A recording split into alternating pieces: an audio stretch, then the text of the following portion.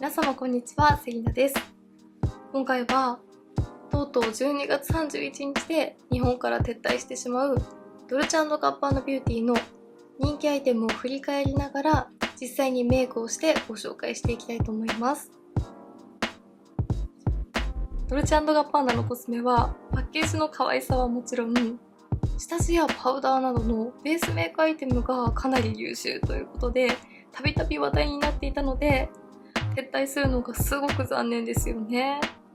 今回の動画では人気アイテムを中心に特徴などもしっかりとご紹介しながらメイクしていきますので、12月31日のオンライン返店までに気になっていたアイテムやお気に入りアイテムのストックなどお早めにチェックしてみてください。こちらのチャンネルではプレゼントにおすすめのデパコスリップやクリスマスコスプレのまとめ動画などもアップしておりますので、気になった方はぜひチャンネル登録して動画もチェックしていただけたら嬉しいです。またサブチャンネルではリクエストやご質問いただいた内容を動画でアップしているのと、動画の更新情報は Instagram や Twitter で告知しておりますので、こちらもぜひチェックとフォローしていただけたら嬉しいです。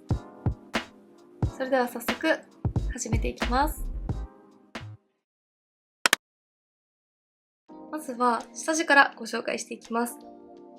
下地は全部で2種類あって、以前クレードポーウォーテンの下地との比較もご紹介させていただきました。ドルチェ&ガッバーナビューティーシークレットベールハイドレーティングラディアントプライマ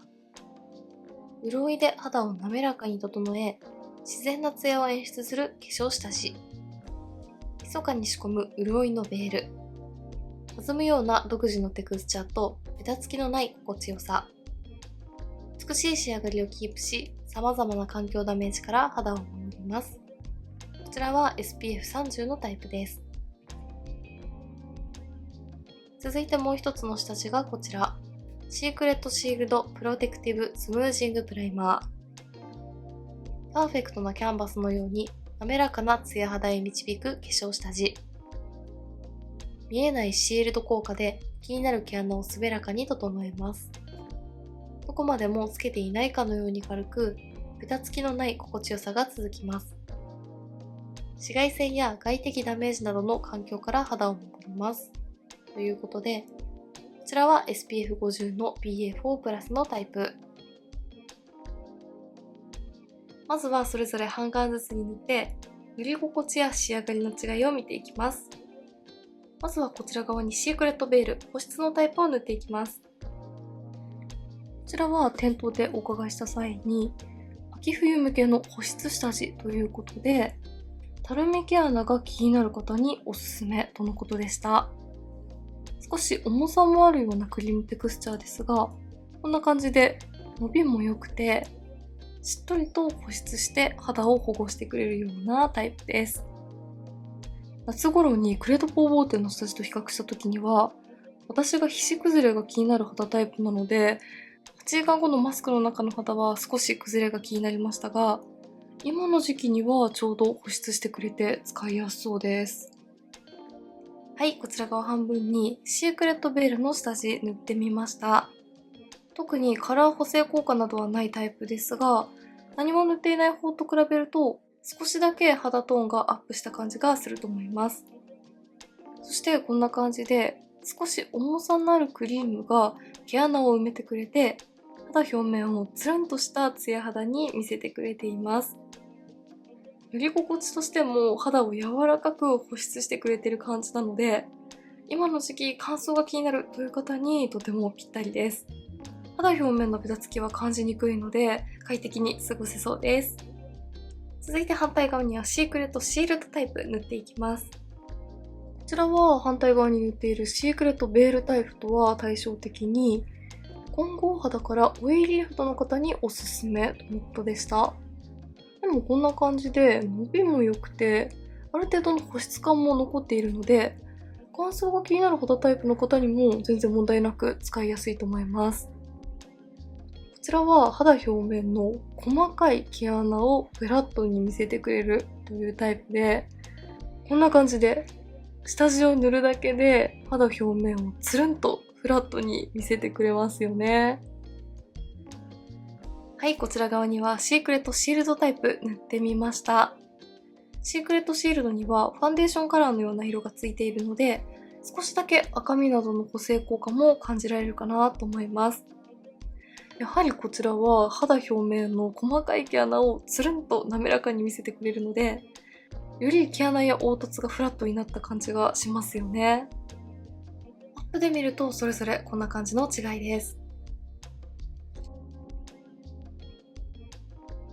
一応シークレットベールタイプの方が保湿向きとのことでしたが、シークレットベールもちゃんと保湿感があるので、どちらもこれからの乾燥が気になる時期にも使いやすいですが、シークレットベールの方がよりクリーミーなので、肌を柔らかく保湿してくれている感じがします。軽いつけ心地だけど肌を柔らかく保湿したいという方はシークレットベールのタイプがおすすめで、細かい毛穴や凹凸をつるんとフラットに見せたいという方はシークレットシールドタイプがおすすめです。どちらも香りはついていなくて、原料のような香りが少し強めにする程度です。続いてファンデーションです。ファンデーションも今回2種類ご紹介します。プレシャスキンパーフェクトフィニッシュクッションファンデーション。チェリーが広がる新感覚クッションファンデ。フレッシュなタッチで肌のキメを美しく整えるクッションファンデーション。気になる部分をカバーしながら肌の内側から輝くように自然で潤いある美しい仕上がりが長時間続きます。SPF30 の PA3+、パフ1枚付きで優雅なブラックレースデザインのコンパクト。カラーは標準色の120番です。続いてグロリアスキンパーフェクトルミナスクリーミーファンデーション。みずみずしい輝きで肌を演出するジェルオイルテクスチャーのファンデーション。心まで満たされる高貴に艶めく肌。まるでつけていないかのように軽やかに広がり、発光するようなツヤをキープ。様々な環境ダメージから肌を守ります。SPF20 の PA2+。こちらもカラーは標準色の120番で、現在同じ価格で人気色のリップが3本ミニサイズでセットになって販売されています。まずはこちら側にクッションタイプのファンデーションを塗っていきます。こちらは中にリキッド状のファンデーションがセットされているクッションタイプではなく、ジェルタイプのクッションなので、手元で見た時に肌への密着感がすごく高いなぁと感じました。マスク崩れなどに強いとのことで人気のファンデーションだそうです。やはりカバー力は手元で見た時と同様すごくナチュラルですね。はい、こちら側にクッションファンデーション塗っている状態です。先ほどお伝えし忘れてしまいましたが、現在は両方ともシークレットベールタイプの下地を塗っている状態です。意外と重ねていけば赤みや色ムラなんかもカバーしてくれましたが、かなり素肌に近いような印象で、下地のみの状態と比較しても全然ファンデーションを塗った重さや厚ぼたさを感じないですよね。塗り心地としてはジェル状のファンデーションがピタッと密着する感じなので、乾燥する感じとまではいかないですが、滑らかさだったりオイルっぽい保湿感はあまり感じないので、乾燥が気になるという方には今の時期には少し塗りづらく感じるかもしれません。ただ密着感が高いのとベタつきは全く感じないので、冬でもマスクの蒸気で崩れが気になるという方や皮脂崩れが気になる方にはすごく使いやすいと思います。すごくナチュラルですが、やはり赤みや色ムラはカバーしてくれていて、つるんとした程よい素肌っぽいツヤ感が綺麗ですよね。では反対側にはクリームファンデーションを塗っていきます。こちらはクリームファンデーションということで、かなり保湿力が高いタイプなのかなと思いましたが、ブランドからの説明を見る感じ、ジェルオイルテクスチャーということで、伸びも良くて保湿感も感じますが、そこまで重すぎないタイプですね。こちらもかなりカバー力はナチュラルで、一度塗りだとこんな感じで素肌が透けるような仕上がりです。ドルチェ&ガッパーナのファンデーション初めて使いましたが、結構仕上がりはナチュラルめですね。はい、こちら側にクリームファンデーション塗ってみました。何度か重ねましたが、クリームファンデーションの方がさらにクッションファンデーションよりもカバー力がナチュラルという感じで、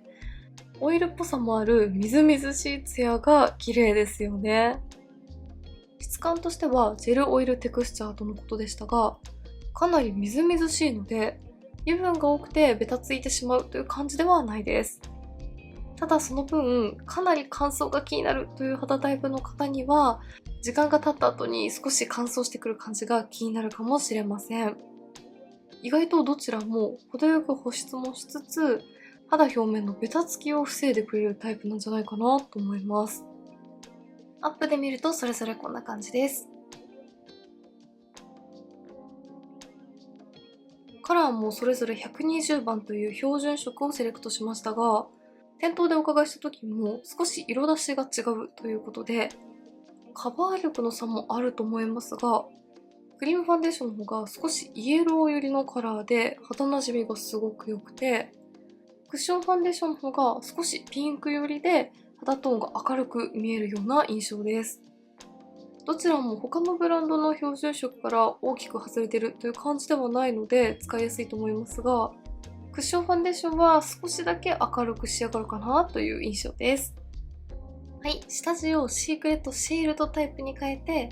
こちら側にクッションファンデーション、反対側にクリームファンデーションを塗ってみました。下地を変えても両方とも塗り心地の違いは感じませんでしたが、やはり下地の効果で毛穴をつるんと見せてくれているので、よりこのクッションファンデーションと組み合わせると、つるっとした綺麗なツヤ肌に見えているかなと思います。アップで見るとこんな感じの違いです。さらにそれぞれ下地を変えた状態で同じファンデーションの仕上がりを比較してみるとこんな感じです。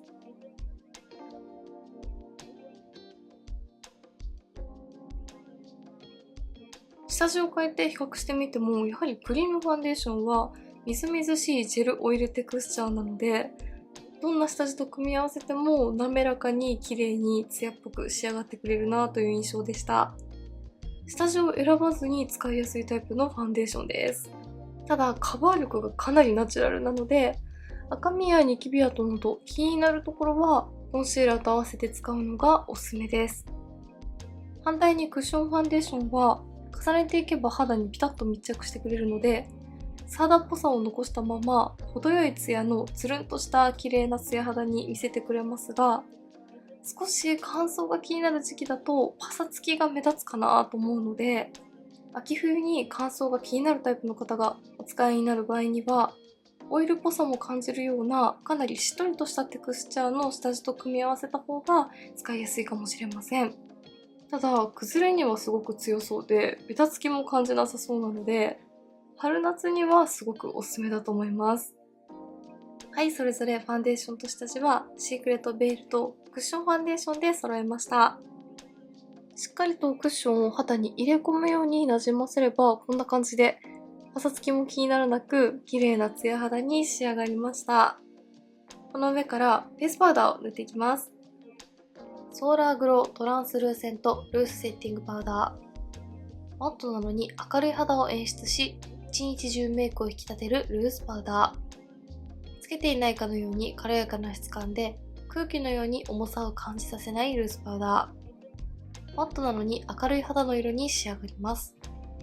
目には見えないベールが肌を美しく滑らかにするだけでなく、気になる箇所を目立ちにくくし、メイクを固定するかのようになじみます。テカリの調整や抑えにも使用でき、お直しにもおすすめです。カラーは2色展開で、2番の3度、赤みの補正効果を求める方にもおすすめというカラーをご紹介していきます。今回はブラシを使って塗っていきたいと思います。このパウダーは大人気アイテムですよね。私も夏頃にスタジオを購入した際に手元で見せていただいて、かなりしっとりとするのにこんな感じですごく軽やかで綺麗なセミマット肌に仕上げてくれるところが他のブランドのフェイスパウダーにもあまりない感じですごく綺麗だなと思いました。はい、こちら側半分フェイスパウダーを塗ってみました。マットに仕上がるタイプなので、ファンデーションのツヤは抑えられますが、陶器のような滑らかなつるんとしたマット肌に仕上げてくれて、全然粉っぽさを感じないですよね。すごくしっとりとしているタイプのパウダーなので、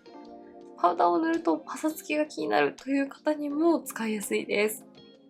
時間が経った後もしっとりとした状態をキープしてくれます。パウダーありなしアップで比較するとこんな感じです。このパウダー、ドルチェ&ガッバーナのアイテムの中でもかなり人気とのことで、すでに店頭やオンラインでは1番のカラーがつかないタイプの方が品切れしているところも多いそうです。今回私がご紹介させていただいたのは2番のサンドのカラーですが、見た目よりも意外と肌の上にのせてみるとそこまでカラーがつくという感じもしないので、お探しの方はぜひ2番のサンドもチェックしてみてください。香りについてはココナッツのような甘めの香りがしっかりとするので、ちょっと好みが分かれるかもしれません。はい、眉と目元はいつものアイテムで仕上げています。ここからはポイントメイクをご紹介していきます。まずはこちら、パウダータイプのアイシャドウです。フェリネンアイズインテンスアイシャドウクワット。どんなシーンでも印象に残る目元を演出するアイシャドウパレット。多彩な印象、ドラマティックな眼差し。発色が良いマットと輝きを与えるシャイニーの組み合わせで重ね塗りも可能。美しい仕上がりが長時間持続します。魅力的なレオパード柄のデザイン。今回ご紹介するのは3番のスモーキートープというカラーです。まずは1色ずつ単色塗りをしてカラーを見ていきたいと思います。1色目、左上のカラーです。こちらは肌なじみのいいベースのカラーですね。質感としてはマットタイプですごくしっとりと肌に溶け込んでくれるようなタイプです。はい、1色目こんな感じです。ベースに使えそうな明るめのマットホワイトですが、肌の上にのせるとピンクベージュのようなニュアンスに見えます。白っぽくなりすぎないところがいいですね。続いて隣、右上のカラー。人気色を何色か見せていただいたのですが、個人的にはこのスモーキートープのカラーがすごく可愛いなと思って、2色目はこんな感じで、かなりスモーキーでグレイッシュなカラーがのりますね。かなり微細なツヤも感じて、大人っぽくて上品です。はい、2色目はこんな感じです。パレットを見たままのようなグレイッシュカラーがのりますが、発色がそこまで強すぎないので、指で塗っても濃くなりすぎずに、程よい陰影をつけてくれます。かなり微細なツヤめきを感じるところが大人っぽくて素敵です。はい、1色目と2色目、それぞれ引きで見るとこんな感じです。続いて左下のカラー。微細なラメとパールによるツヤめきを感じますね。やはりこちらも発色がかなりナチュラルで、暗くなるというよりも明るいツヤカラーに少し陰影を感じるようなカラーがつく程度で、意外と使いやすいカラーでした。はい、3色目こんな感じです。少しパープルやピンクのニュアンスも感じるようなグレイッシュカラーで、発色がナチュラルなので暗くなりすぎずにベースのカラーとしても使えそうです。粉質はしっとりとしていてかなり軽いタイプです。最後、右下のカラーです。こちらのカラーは意外と発色がしっかりとしています。肌にふわっと溶け込むような軽いマット質感という感じですね。はい、4色目はこんな感じでした。このパレットの中で一番発色が濃かったです。カラーはまさにトップという感じで、スモーキーだけど上品さもありますよね。粉質はかなり軽いですが、しっとりとしているので、パサつく感じもなく、綺麗に肌に溶け込んでくれます。はい、3色目と4色目、こんな感じでした。では、パレット全色を使ったメイクをご紹介していきます。まず、左上のカラーを指に取って、アイホール全体に塗っていきます。2色目にしっかりとしたカラーを塗るので、ベースとして塗っておくと、まぶたをサラサラの状態に仕上げておいてくれて、カラーも濃くつきすぎなく調整してくれます。続いて、右下のカラーを指に取って、上まぶたの目の際に濃く、目を開けた時にカラーが見える位置まで薄くなるようにぼかしていきます。もともとこのしっとりとした軽いマット質感がすごく綺麗ですが、ベースにホワイトのカラーを塗っておくことで、よりこんな感じで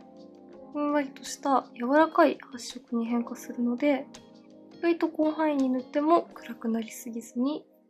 使いやすくなります。続いて右上のカラーを指に取って、上まぶたの黒目の中心に深みを持たせていきます。最後に左下のカラーを付属のチップに取って、まず目頭、黒地にラメを入れた後、下まぶた全体にも入れていきます。そのまま上まぶたのアイホールにも重ねていきます。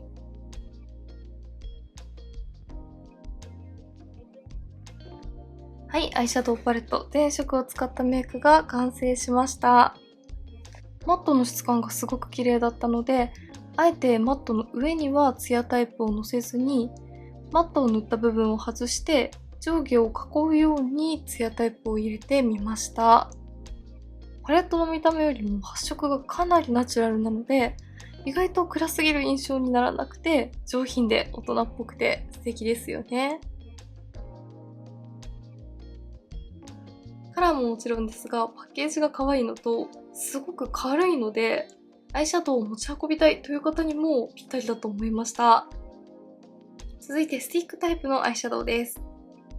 インテンスサイズクリーミーアイシャドウスティック。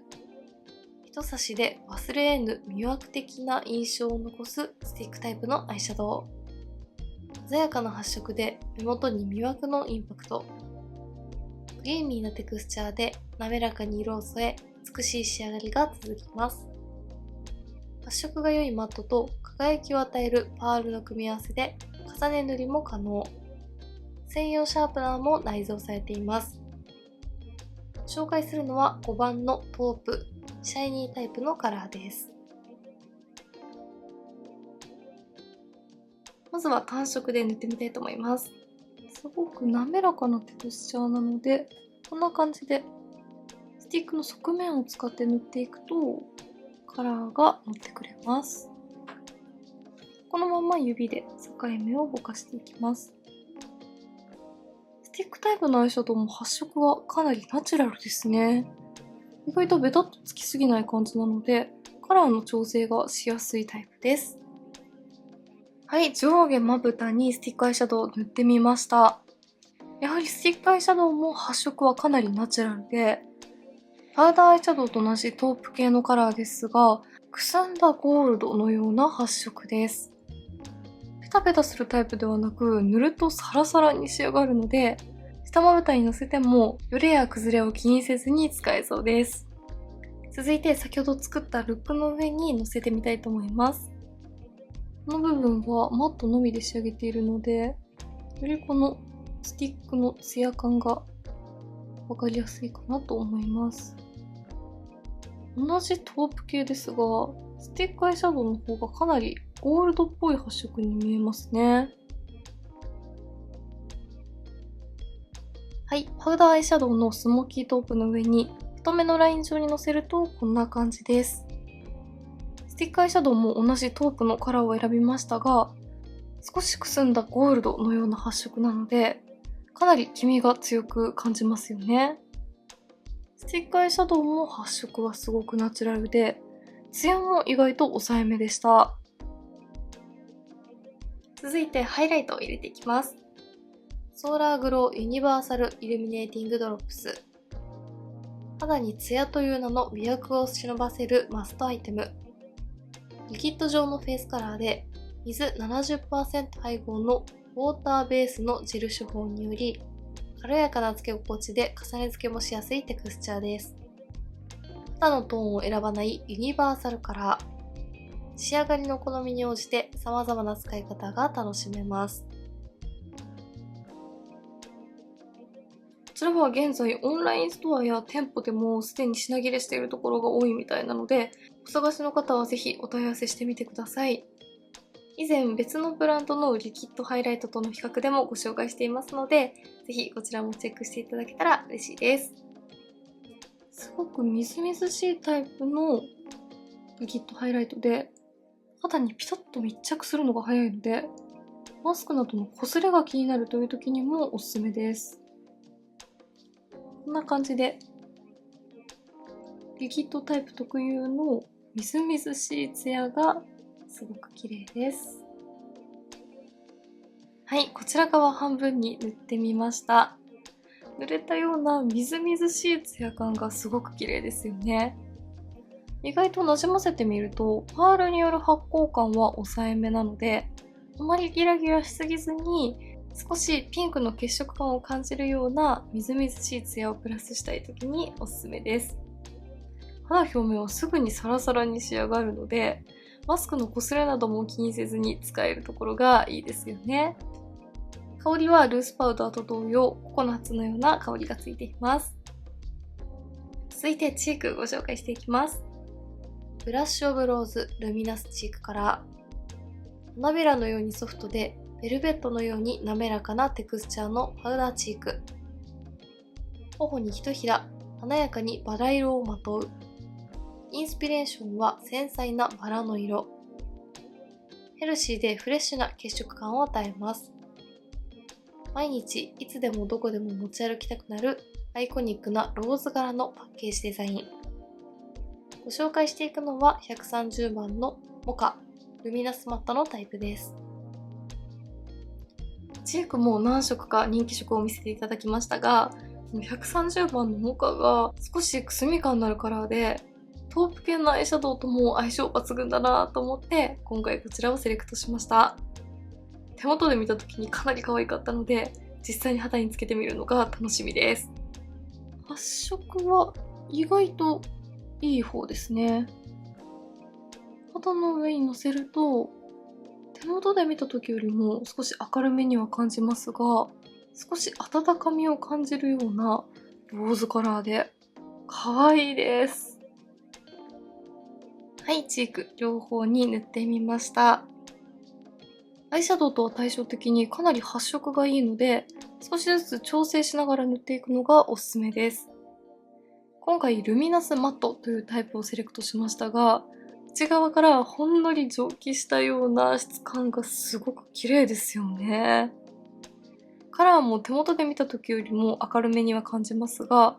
絶妙なくすみ感と温かみもあって、女性らしい柔らかさのあるカラーで可愛いなと思います。このチーク意外と他にないようなカラーなので、とてもおすすめです。質感が綺麗なので、今回広範囲にふわっと塗ってみました。最後、リップをご紹介します。ザ・オンリーワンルミナスカラーリップスティック。本来はこんな感じの大きさとデザインですが、今回はクリームファンデーションにセットされていたミニサイズのタイプでご紹介させていただきます。自分らしさが花開くオンリーワンリップ。ドルチェ&ガッパーナのドレスをまとうように、あなたの魅惑を開花させる口紅です。一塗りで見たままの鮮やかな発色が実現。サテンのように滑らかに唇にフィットし、潤いある美しい仕上がりが長時間続きます。通常タイプは気分やスタイルに合わせて8つのキャップでカスタマイズできます。ご紹介するのは150番のクリーミーモカ、240番のスイートママ、そして670番のスパイシータッチです。まずは150番クリーミーモカ塗っていきます。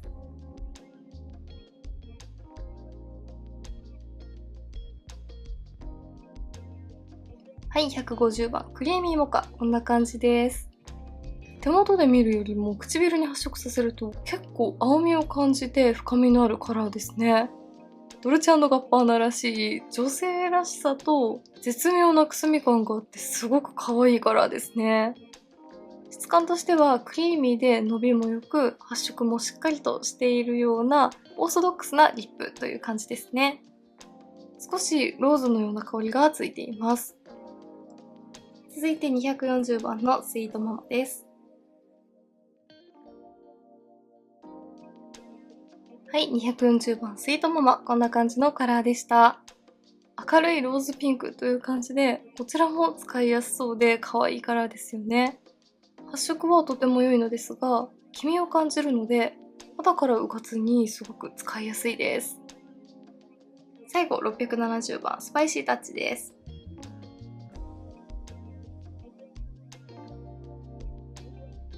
はい、670番のスパイシータッチはこんな感じです。かなり鮮やかなレッドのカラーがしっかりと発色します。カラーのトーンが明るめなので、意外と強い印象になりすぎなくて、上品なカラーだと思います。はい、ではこんな感じで、12月31日で日本撤退をするドルチェ&ガッパーナビューティーの人気アイテムを実際にメイクしながらご紹介していきました。ベースアイテムしか使ったことがなかったのですが、今回ご紹介した中ではチークがすごく可愛かったなと思いました。アイテムによっては欠品中でいつ再入荷するかわからないというものもあるらしいので、気になった方はぜひお早めにチェックしてみてください。メイクについてのご質問やこんな動画が見たいなどございましたら、お気軽にコメントやチャンネル登録していただけると嬉しいです。それでは最後までありがとうございました。